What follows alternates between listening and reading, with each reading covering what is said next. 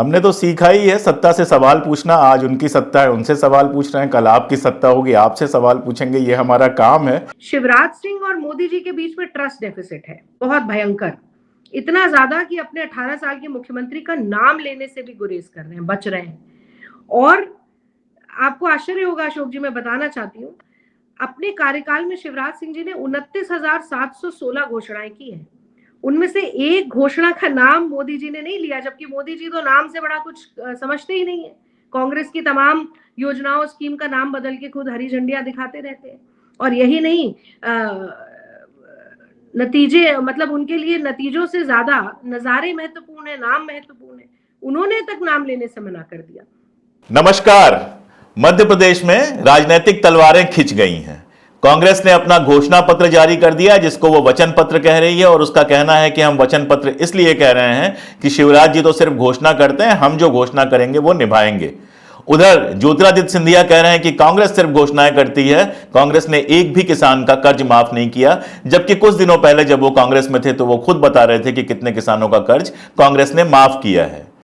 जिस कांग्रेस पार्टी ने इस प्रदेश के किसानों का कर्जा एक किसान का भी माफ नहीं किया, क्या उस कांग्रेस पार्टी पे आप विश्वास करोगे? नहीं। और जिस थे गांधी जी की सत्याग्रह के 25 चिन्हों पर चल के हमने मांग रखी थी किसान का कर्जा माफ होना चाहिए। शिवराज सिंह जी ने कहा कि मध्य प्रदेश का कोई किसान का कर्जा नहीं। अरे कर्जा माफ करना सीखना है तो मेरी नेत्री सोनिया गांधी से सीखो और राहुल गांधी से सीखो, जिन्होंने 72,000 करोड़ देश के किसानों का कर्जा माफ करके दिया था। राहुल जी और कांग्रेस पार्टी जो कहती है वो करके दिखाती है। सोनिया जी और राहुल जी का संकल्प है कि जान जाए जान जाए, और मोदी जी और शिवराज जी का संकल्प है कि वचन जाए पर जान न जाए। कांग्रेस की लिस्ट आने के बाद भी 4-5 लोग जो सेटिस्फाई नहीं थे, संतुष्ट नहीं थे, वो बसपा के लिस्ट में दिखाई दिए। अगली लिस्ट कब आएगी? कई लोगों को लगा था कि वचन पत्र के साथ आज ही लिस्ट आ जाएगी, लेकिन लिस्ट नहीं आई। अगली कब आएगी ये बताया भी नहीं गया। उम्मीद है कि एक आध दिन में आ जानी चाहिए। लेकिन सबसे बड़ा संशय तब हुआ जब सुबह से खबर यह चली कि टिकट वितरण को लेकर दिग्विजय सिंह बेहद नाराज हैं। इसके पहले उनका एक फर्जी इस्तीफा भी चला दिया गया था इंटरनेट पर, जिसके खिलाफ उन्होंने कोर्ट में केस वगैरह किया है। तो सुबह से यह चर्चा चल रही थी कि दिग्विजय सिंह जी शायद ना आए इस घोषणा पत्र समारोह में, लेकिन अंततः दिग्विजय जी आए, मंच भी साझा किया कमलनाथ जी के साथ और भाषण भी दिया। इस घोषणा पत्र में क्या क्या है, मध्य प्रदेश की राजनीति किस करवट बैठ रही है, कांग्रेस क्या सोच रही है, अगली लिस्ट कब तक आएगी और इस लिस्ट पे जो विवाद है उसको सुलझाने के लिए क्या किया जाएगा, यह सब समझने के लिए कांग्रेस के मीडिया विभाग से जुड़ी रागिनी नायक से हमने बातचीत की है। रागिनी नायक जी काफी दिनों से भोपाल में ही हैं और वहां पर मीडिया का कामकाज देख रही हैं कांग्रेस के लिए। मध्य प्रदेश में आज आप लोगों ने मैनिफेस्टो रिलीज कर दिया, क्या खास है इस मैनिफेस्टो में? पिछले मैनिफेस्टोज की तुलना में क्या खास है, क्या अलग है? देखिए, सोनिया गांधी जी का कहना है और मैं समझती हूँ कि मन, वचन और कर्म से कांग्रेस पार्टी मानती है कि मैनिफेस्टो सिर्फ एक घोषणा पत्र नहीं है। सोनिया जी ने स्पष्ट रूप से कहा कि हमारे लिए एक बहुत ही पवित्र दस्तावेज होता है, इट्स अ सेक्रेड डॉक्यूमेंट। वचन पत्र है, यानी कि जो हम वचन दे रहे हैं वो हम निभाएंगे, इस सोच के साथ हम घोषणा पत्र लाते हैं। तो क्या क्या इसके सेलिएंट फीचर्स है, इससे पहले मैं एक बात जरूर आपसे कहना चाहूंगी कि राहुल गांधी जी और प्रियंका जी मध्य प्रदेश आए और आदिवासी क्षेत्र में उन्होंने भाषण भी दिया। वहां पर तेंदुपत्ता से बीड़ी बनाने का काम होता है, तेंदुपत्ते को बटोरने का काम होता है। उन्होंने कहा कि भाई देखिए, तेंदुपत्ते का जो आप संग्रहण करते हैं, एक बोरे का 2500 रुपया मिलता है, फिर हम 3000 रुपया हुआ, हम 4000 रुपये देंगे। तो हमने ये जब कहा, उससे पहले ही छत्तीसगढ़ सरकार उसे 4000 रुपये दे रही है। तो कांग्रेस जो कहती है वो करके जरूर दिखाती है। और 5-6-7 चीजें, मुझे लगता है कोई ऐसा वर्ग, कोई ऐसा क्षेत्र छूटा नहीं रह गया, ये सुनिश्चित किया। जन आक्रोश यात्रा हमारी निकली, 11,000 किलोमीटर चली उसके दौरान भी, और 1 महीने से पूरी प्रक्रिया चल रही थी अशोक जी, जिसमें कि लोगों के घर घर जाकर हर एक वर्ग से बातचीत करके, चर्चा करके उनकी क्या समस्याएं हैं और क्या उनका निवारण हो सकता है, ये वचन पत्र बना है, घोषणा पत्र बना है। तो सबसे पहले तो मुझे लगता है और जो सबसे जरूरी है वो शिक्षा का अधिकार। जैसे कांग्रेस पार्टी ने संवैधानिक अधिकार के रूप में सुरक्षित किया, राइट टू एजुकेशन लेकर हम लोग आए, उसी तरीके से यहाँ पढ़ो पढ़ाओ स्कीम योजना हम लागू करेंगे, जिसमें 1 से लेकर 12वीं तक बच्चों की निशुल्क पढ़ाई होगी। इसी के साथ साथ छात्रवृत्ति का भी प्रावधान है। उसमें हम क्या करेंगे, 1 से लेकर 8वीं तक 500 रुपया हर महीने, 9वीं 10वीं में 1000 रुपये और उसके बाद की जो 2 कक्षाएं बचती हैं उस पर 1500 रुपये देंगे। ये शिक्षा की बात हुई। नारी के सम्मान के लिए, क्योंकि आप ये भी जानते होंगे कि शिवराज सिंह अपने आप को मामा जरूर कहते हैं, पर सबसे ज्यादा क्राइम अगेंस्ट वुमेन अगर कहीं किसी प्रदेश में होता है तो वो मध्य प्रदेश है। 18 महिलाओं का बलात्कार हो रहा है यहाँ पर रोज, 3 से 4 नाबालिग बच्चियों का यौन शोषण बलात्कार होता है। नीमच एक जगह है जहां पर 10 साल की छोटी बच्चियां बेची जा रही हैं, इस पे एक बड़ा स्टिंग ऑपरेशन भी हुआ। तो यहाँ पर हमें लगता है कि बहुत जरूरी है नारी सम्मान योजना, 1500 रुपया नारी सम्मान योजना के लिए। रसोई गैस सिलेंडर हमने कहा है हम 500 रुपए में देंगे। और इसी के साथ साथ आपने ये तो बहुत बार सुना होगा, शादी के लिए मदद करना, बेटी विवाह योजना 1,01,000 रुपए नकद, और इसी के साथ विधवा विवाह को प्रोत्साहित करने के लिए 1,51,000 नगद। हमारे किसान भाई अछूते न रह जाएं। यहाँ पर 45 लाख किसान ऐसे हैं जिनकी सोयाबीन की फसल खराब हुई और मुआवजा तो छोड़िए, सर्वे भी नहीं किया गया मुआवजे के लिए। तो किसान भाई बहनों को उनका अधिकार मिल सके, बहुत जरूरी है।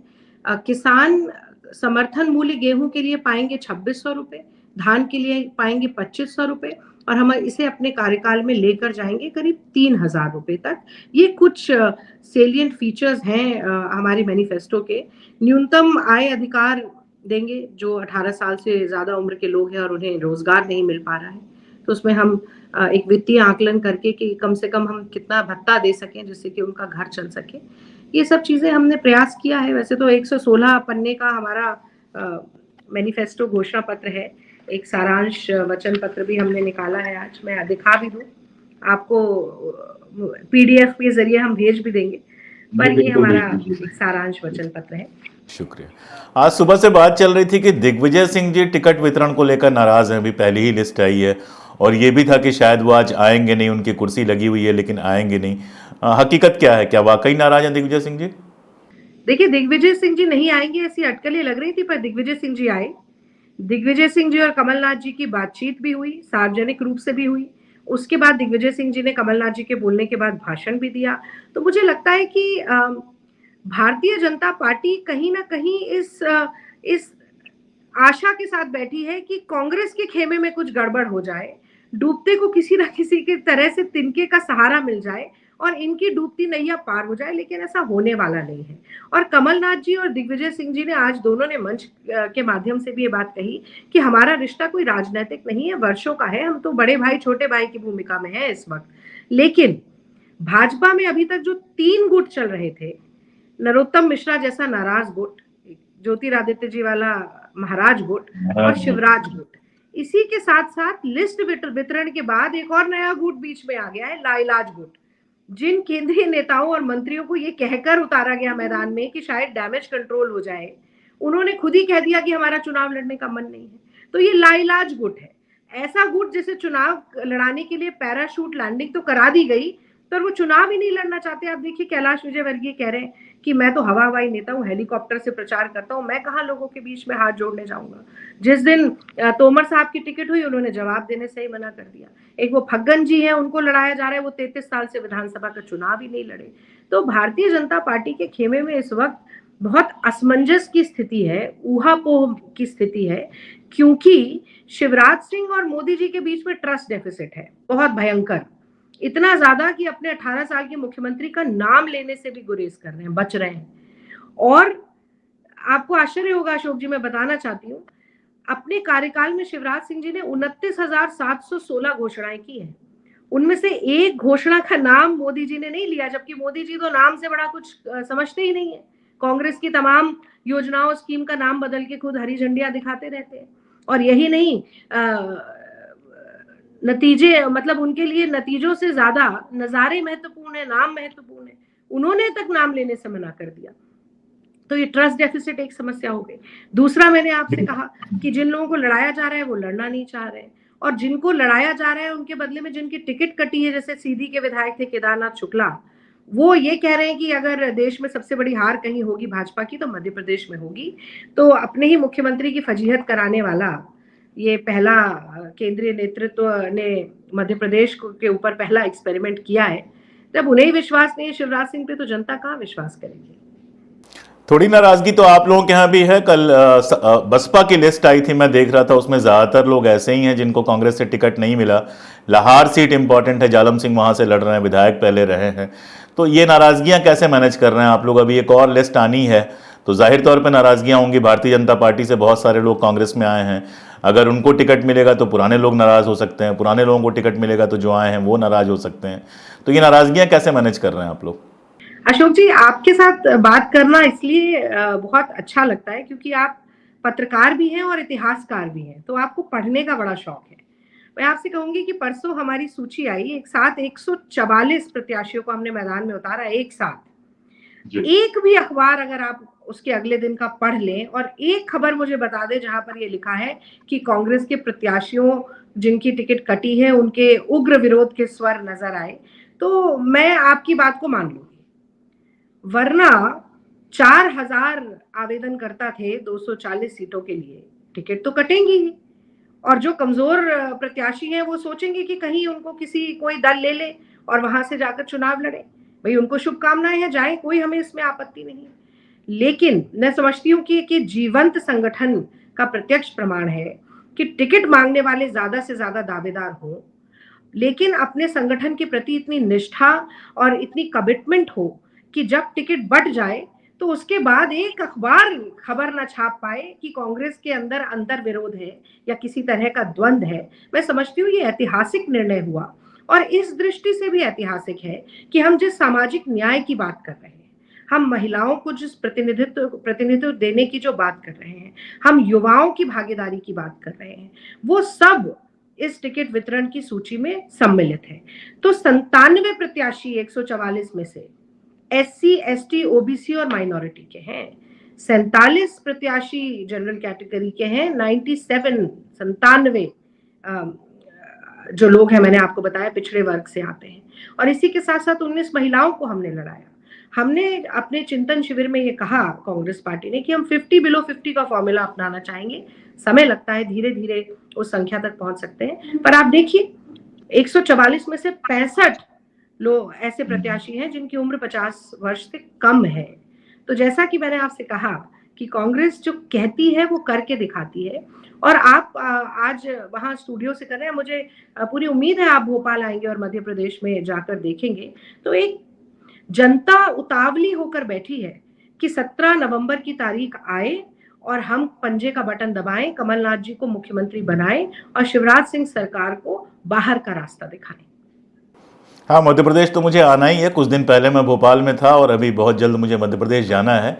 एक पर्सनल प्लस पॉलिटिकल सवाल आपसे पूछ रहा हूँ। 14 साल से शिवराज जी वहाँ पे सत्ता में हैं, और सिर्फ सत्ता में नहीं है, मैं जानता हूँ मध्य प्रदेश में किस तरह से संस्थाओं से लेके, कॉलेजों से लेके अपने लोग भरे गए हैं, चूँकि मध्य प्रदेश में मेरा लंबा समय गुजरा है। और सोशल मीडिया पे काफ़ी शानदार पकड़ बीजेपी ने एक ज़माने में बनाई थी, पूरा काफ़ी पैसा भी खर्च किया, बाकी सारा कुछ किया। अब आप लोग वहां पे हैं, निश्चित रूप से एक उम्मीद बनी है कि इस बार आपकी सरकार आएगी। पिछली बार आई थी और उस पर बात करेंगे हम अभी कि किस तरह से चली गई सरकार। तो सोशल मीडिया में खास तौर पे आप लोग कैसे मुकाबला कर रहे हैं, क्या रणनीति है आपकी? क्योंकि यहां तक हालत है कि दिग्विजय सिंह जी का फर्जी पत्र भी घूम गया, मतलब ये तो शायद आप लोगों ने भी कल्पना नहीं की होगी। देखिए, मधु लिम्हे कहते थे अशोक जी कि RSS का फुल फॉर्म असल में होना चाहिए र्यूमर स्प्रेडिंग सोसाइटी। तो भाजपाइयों और संघियों का ना मूल मंत्र है कि झूठ बोलो, शानदार बोलो, जोरदार बोलो और बार बार बोलो। लेकिन एक कहावत आपने और भी सुनी होगी कि काठ की हांडी बार बार नहीं चढ़ती। इन्होंने तो 3 बार चढ़ा ली। इस बार उस काठ की हांडी में आग लगने वाली है और वो भस्म होने वाली है। आप देखिए, आपने बिल्कुल ठीक कहा, ये पूरा प्रचार तंत्र अपना लगाया हुआ है और डिमोनेटाइजेशन के बाद जो ये कह रहे थे कि काला धन वापस आएगा, ये सब भाजपा की तिजोरियों में ही वापस आ गया है। जिस तरह का ऐड आप देख रहे हैं अखबारों में आ रहा है, जिस तरह से होर्डिंग लगा रहे हैं। लेकिन मैं आपको थोड़ा पीछे ले जाती हूँ। इंडिया शाइनिंग सरकार थी, पैसा था, चमक दिखाने की कोशिश की, लेकिन जब जनता त्रस्त होकर बैठती है ना अशोक जी, जब वो त्राहिमाम कर रही है, परेशान है बर्बादी से, बदहाली से, उसके बाद आप उसके मुंह पे वो इश्तिहार दिखा रहे हैं, आप होर्डिंग दिखा रहे हैं, आप सोशल मीडिया पे झूठ बोल रहे हैं, आप लगातार प्रपंच कर रहे हैं, पाखंड कर रहे हैं, तो आप जले पर नमक छिड़कने का काम कर रहे हैं। और वही मध्य प्रदेश में हो रहा है। मैं आपको बताती हूँ, राहुल गांधी जी जब भारत जोड़ो यात्रा में निकले, मैं तब भी मीडिया की प्रभारी थी भारत जोड़ो यात्रा की, अभी भी मैं मीडिया संभाल रही हूँ मध्य प्रदेश में। मैंने अपनी आंखों से देखा, हमने बुरहानपुर से यात्रा शुरू की, मैं इंदौर तक साथ रही। 170-72 किलोमीटर का रास्ता है, 7 घंटे लगते हैं उस हाईवे पर, 7 घंटे 170 किलोमीटर के लिए, और उसे किलर हाईवे कहा जाता है। आए दिन वहां पर मौत होती है, आए दिन एक्सीडेंट होते हैं, लेकिन 18 साल से कोई खबर लेने वाला नहीं है। जब हम चले तो लगा मैं तो भाई साउथ के स्टेट महाराष्ट्र वगैरह से इतना अच्छा हमें समर्थन मिला, प्यार मिला, स्नेह मिला, मध्य प्रदेश में क्या होगा। अपने आप कुछ लोग शुरू में ना कौतूहल में आए, जो मैंने अपनी आंखों से देखा कि भाई राहुल गांधी चल रहे हैं, देखिए कैसे चल रहे हैं, क्या चल रहे हैं। लेकिन जब उन्होंने देखा कि वो यात्रा रुकती है, सुबह 4 घंटे चलने के बाद लोग बिस्तर पर लेट भी जाते हैं, वहां पर जो चारपाई लगी रहती है, यात्री लेट जाते हैं, और जो साथ में चल रहे हैं, राहुल गांधी उसके बाद मीटिंग लेते हैं।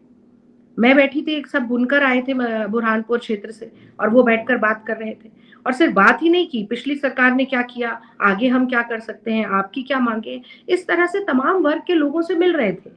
तो धीरे धीरे मध्य प्रदेश की जनता को भी ये लगा कि भाई ये एक ऐसा नेता है जो कि हमारे घर द्वार तक आकर हमारी नब्ज को टटोलकर हमारे आंसू पोंछने का काम कर रहा है। जबकि देश में और भाजपा में, खासतौर से मध्य प्रदेश में, ऐसे नेता मिलेंगे हवा हवाई, इवेंट, ऑप्टिक्स, उससे बिल्कुल अलग, और बार बार ये कहकर कि भाई वोट दो, आप दो हमें, लेकिन अगर हम राजनीति में हैं तो ये हमारा कर्तव्य बनता है। और मुझे तो रश्मि पंक्तियां याद आती है, वसुधा का नेता कौन हुआ, भूखंड विजेता कौन हुआ, अतुलित यश क्रेता कौन हुआ, नव धर्म प्रणेता कौन हुआ, जिसने न कभी विश्व किया, विघ्नों में रहकर काम किया।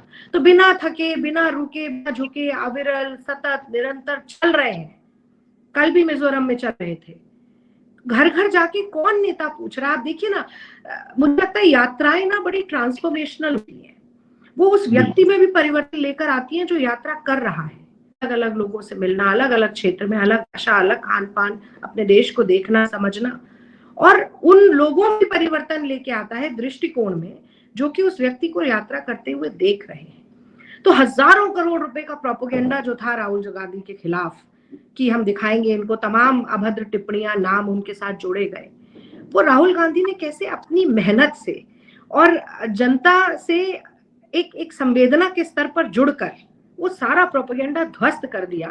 मुझे लगता है ये भूतो न भविष्यति वाला काम हुआ है, और चाहे राजनीति इसका लक्ष्य ना रही हो, पर उसका फल हमें आपको सबको देखने को मिला। हिमाचल में मिला, कर्नाटक में मिला, और अभी इन 3 प्रदेशों के समेत तेलंगाना में भी मिलेगा, ऐसा मुझे पूरा विश्वास है।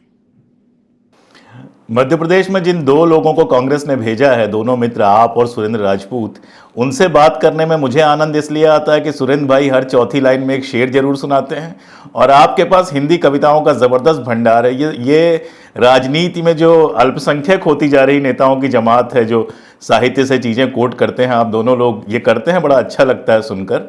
और भारत जोड़ो यात्रा में तो मैं खुद भी शामिल हुआ था, और आप तो फिर भी मध्य प्रदेश की बात कर रही हैं, जहां कांग्रेस ने पिछले विधानसभा में चुनाव जीत हासिल की थी। पश्चिमी उत्तर प्रदेश में मैं भारत जोड़ो यात्रा में गया था, और वहां जिस तरह का उत्साह देखा, जबकि कांग्रेस पूरी तरह से साफ हो चुकी थी, हम लोग रास्ते में यही बात करते हुए जा रहे थे कि ज्यादा भीड़ यहां पे नहीं होगी। तो भारत जोड़ो यात्रा को तो जिस तरह का समर्थन मिला है, वो निश्चित रूप से ऐतिहासिक है। भारतीय राजनीति में बहुत लंबे समय के बाद इस तरह की कोई यात्रा हमने देखी है, और मध्य प्रदेश में भी जाहिर तौर पर उसका प्रभाव होगा। मैं सवाल ले रहा था, एक भाजपा के नेताओं की आप बात कर रही थी, आज भाजपा के जो एक बड़े नेता हैं, और कल आपके बड़े नेता थे ज्योतिरादित्य सिंधिया जी, चूंकि मैं उस क्षेत्र में काफ़ी समय तक रहा हूं जहां के वो नेता हैं, तो ज्योतिरादित्य सिंधिया जी आपके साथ रहते हुए दावा कर रहे थे कि किसानों के कर्ज माफ किए हुए हैं, और अब वो पूरी तरह से हाथ धोकर ये बात कह रहे हैं कि किसानों के कोई कर्ज माफ नहीं हुए, कांग्रेस ऐसी थी वैसी थी, और अपना एक प्रभाव क्षेत्र रहा है सिंधिया परिवार का। इस चुनाव में वो फैक्टर कैसे काम कर रहा है? देखिए, सबसे बड़ा फैक्टर कैसे काम कर रहा है इसका तो प्रत्यक्ष प्रमाण ये है कि यशोधरा जी चुनाव ही नहीं लड़ रही हैं।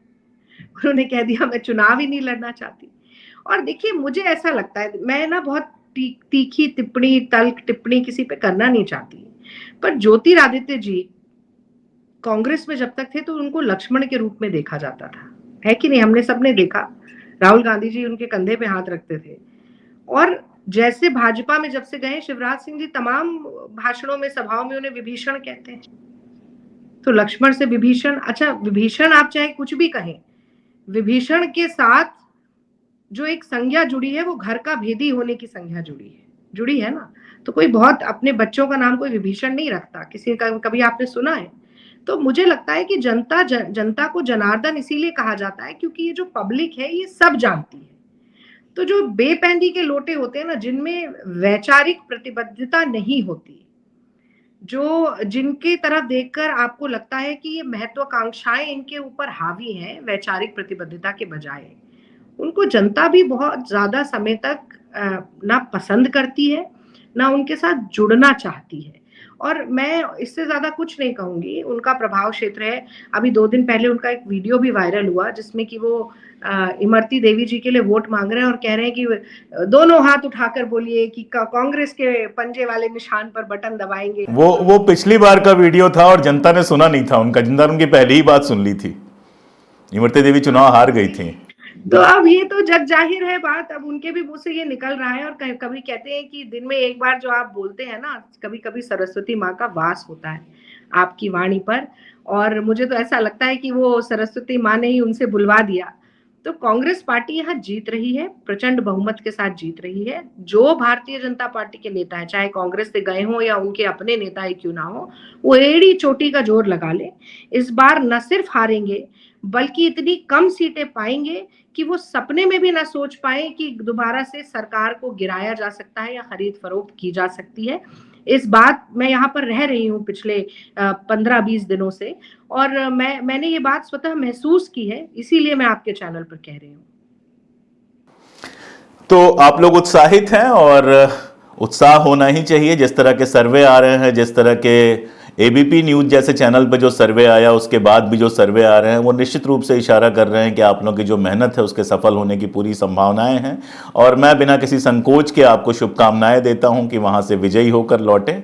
आगे इस तरह के मुद्दे और आएंगे। मैं जी जरूर जोड़िए। कहना चाहती हूँ क्योंकि आपने सर्वे की बात की, वो जो ओपिनियन पोल अभी आ रहे हैं, घोर कांग्रेस विरोधी चैनल भी जो ओपिनियन पोल दिखा रहे हैं, जो गोदी मीडिया है जो ओपिनियन पोल दिखा रही है, अगर वो कांग्रेस को 128 सीट दे रही है ना, तो आप ये मानिए कि 168 सीटें कांग्रेस की आ रही हैं। और ये ओपिनियन पोल का असर आपको मोदी जी के चेहरे पर भी देखने को मिलेगा जब भी आप देखेंगे कि वो मध्य प्रदेश आ रहे हैं। दोनों भाषणों में जो एक आत्मविश्वास के साथ मोदी जी बोलते थे, वो झूठ भी कहते हैं ना, वो झूठ भी बहुत शानदार बोलता है, तो वो आत्मविश्वास है ही नहीं, बिल्कुल गायब है। और जिस तरह से आपने देखा कि थोड़ी ताकत झोंकने का काम केंद्रीय नेतृत्व ने शुरू में किया और अब छोड़ दिया है, लगभग अभी कोई चर्चा ही नहीं हो रही है, आपस में ये लोग घालमेल किए जा रहे हैं, वो भी कहीं ना कहीं इस बात का प्रत्यक्ष प्रमाण है कि केंद्रीय नेतृत्व भी समझ रहा है कि शिवराज सिंह जैसे जैसे बोलेंगे, जैसे जैसे प्रचार करने जाएंगे, जितना उनका नाम का इस्तेमाल होगा, उतना ही भारतीय जनता पार्टी का वोट कटेगा। और जहां तक मीडिया की बात है, मैं भारत जोड़ो यात्रा के संदर्भ में जो बोल रही थी, तब भी मैं ये बात कहना चाहती थी कि एक ऑल्टरनेट मीडिया की जो भूमिका, एक बहुत ही सकारात्मक भूमिका हमें राजनीतिक पृष्ठभूमि में देखने के लिए मिली है, वो उसका स्वागत और अभिनंदन करना चाहिए। भारत जोड़ो यात्रा में भी मेन स्ट्रीम मीडिया ने, गोदी मीडिया ने बहुत कोशिश की है। जो फालतू के सवाल हो रहे थे ना, जूता कैसा, शर्ट कैसी, मूछे दाढ़ी कैसी, मतलब हास्यास्पद बनाने का, जो ट्रिवियलाइज करने की कोशिश की जा रही थी, उसको काउंटर अटैक जिस तरह से ऑल्टरनेट मीडिया ने किया, आप सब लोगों ने किया, मैं समझती हूँ कि वो बहुत सराहनीय है। और वो भी मध्य प्रदेश में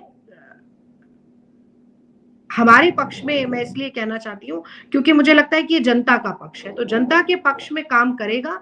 ये मैं इस बात के लिए भी मैं आश्वस्त हूँ, क्योंकि मैं हमेशा ये मानती हूँ कि खींचो न कमानों को न तलवार निकालो, घर तोप मुखातिब हो तो अखबार निकालो। और यही लोकतंत्र के चौथे स्तंभ की ताकत है, जिसे ये फर्जी रेड से अभी पीछे मोदी जी ने डराने धमकाने की कोशिश की। और जैसा कि मेरे पिताजी, वो खुद भी जनसत्ता में उन्होंने 27 साल नौकरी की, मनोहर नायक पत्रकार रहे, वो हमेशा मुझे कहते थे कि पत्रकार की कलम अगर झुकती है ना, तो सिर्फ लिखने के लिए झुकनी चाहिए। तो ऐसा ही गर्मजोशी और ऐसी ही मुझे लगता है भूमिका लोकतंत्र में रहे मीडिया की। ऐसी शुभकामनाएं आपके लिए भी मैं देना चाहती हूँ। आप इसी तरीके से मुस्तैदी से जनता की आवाज को बुलंद करते रहें।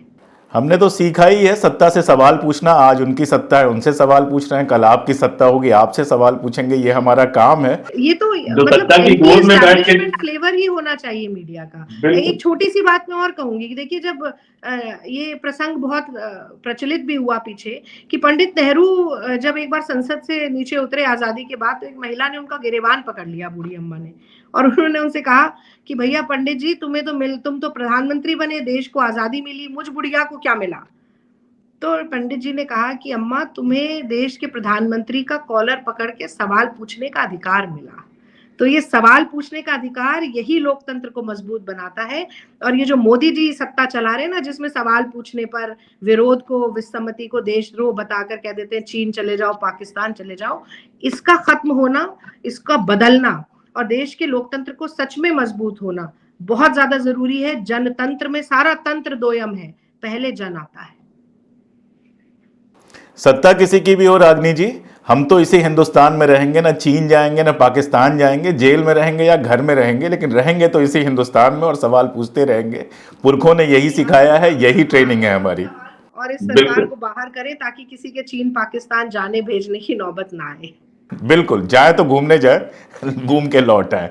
बहुत शुक्रिया, बहुत शुक्रिया। आप दिल्ली आएंगी तो हम कोशिश करेंगे कि आप हमारे स्टूडियो में आए और यहाँ बैठ के फिर विस्तार से बात करेंगे। आप बहुत व्यस्त थी, इसमें आपने समय निकाला, बहुत शुक्रिया। नमस्कार।